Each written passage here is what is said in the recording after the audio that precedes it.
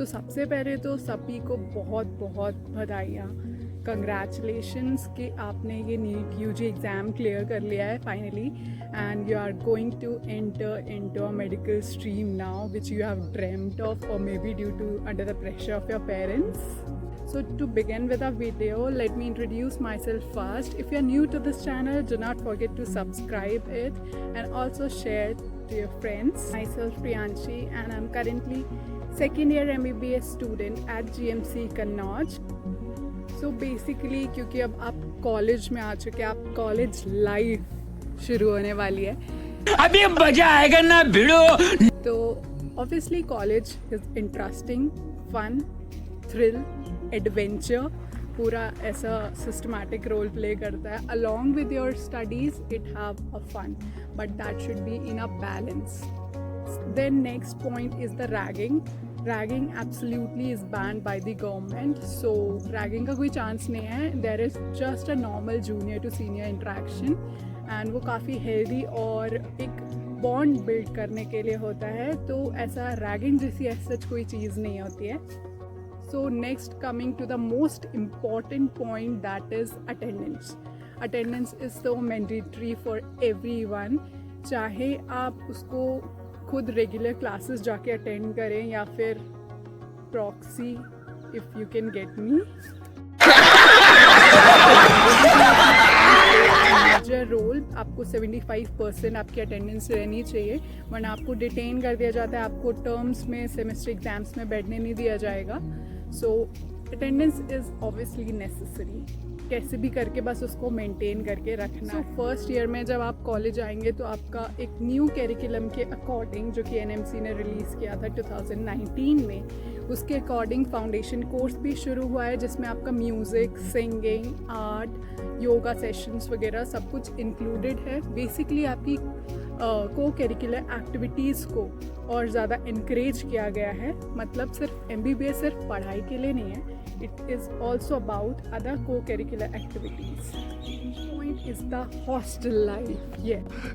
मस्त प्लान है। जो एकदम नए हैं, पहली बार हॉस्टल में रहेंगे, उनके लिए लाइक इट वुड बी, मतलब कुछ लोग एडजस्ट नहीं कर पाएंगे because they are living for the very first time in the hostel. अपने रूममेट से एडजस्ट करना, बेसिकली गर्ल्स में क्या होता है, बहुत ज़्यादा कैट फाइट्स होती हैं हॉस्टल में. ऑब्वियसली फर्स्ट ईयर में बहुत रेयरेस्ट होगा कि कहीं पे सिंगल सीटर रूम मिलेगा आपको.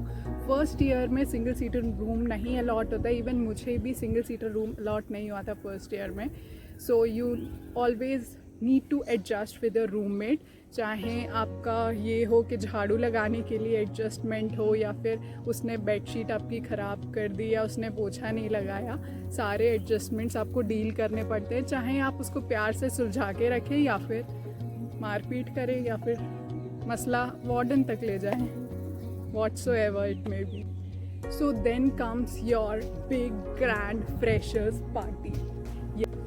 Freshies who always wait for the most awaited grand freshers party. Yes, जहाँ वो एक बहुत एक्चुअली जो प्री फ्रेशर टाइम होता है, जब आप प्रिपरेशन करते हैं, रिहर्सल्स चलते हैं आपके, तो उस टाइम सीनियर्स से इंटरेक्शन होता है, उस वजह से आपका एक बॉन्ड बिल्ड होता है उनके साथ, and you get comfortable with them, talking with them, and जो भी हेल्प चाहिए होता है आप उनसे ईजिली फिर ले सकते हैं.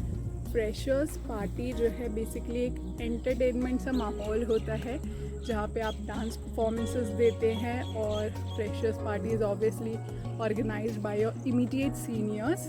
तो सारी एंटरटेनिंग चीज़ें होने के बाद the most important is the exams. Yes, आपके 2 सेमेस्टर एग्ज़ाम्स होते हैं, 2 टर्म्स होते हैं. सेमेस्टर एग्ज़ाम्स अगर समझ में नहीं आता तो 2 टर्म्स होते हैं आपके, first term and second term, and उसके बाद आपका PU होगा, that is pre university exam. आपको सारे एग्ज़ाम्स देना mandatory. MBBS is actually all about vivas, exams, tension, viva की बेइज्जती, and everything is compiled, all of these things compiled MBBS. मतलब अगर वाइवा में बेइज्जती नहीं हुई है तो मतलब बेकार है आपका MBBS करना. अरे भाई समझ के बोल रहा हूँ यार, बुरा लगता है भाई, आप लोग भी जानते हो यार. देन आपके PU होते हैं, that is pre university exam.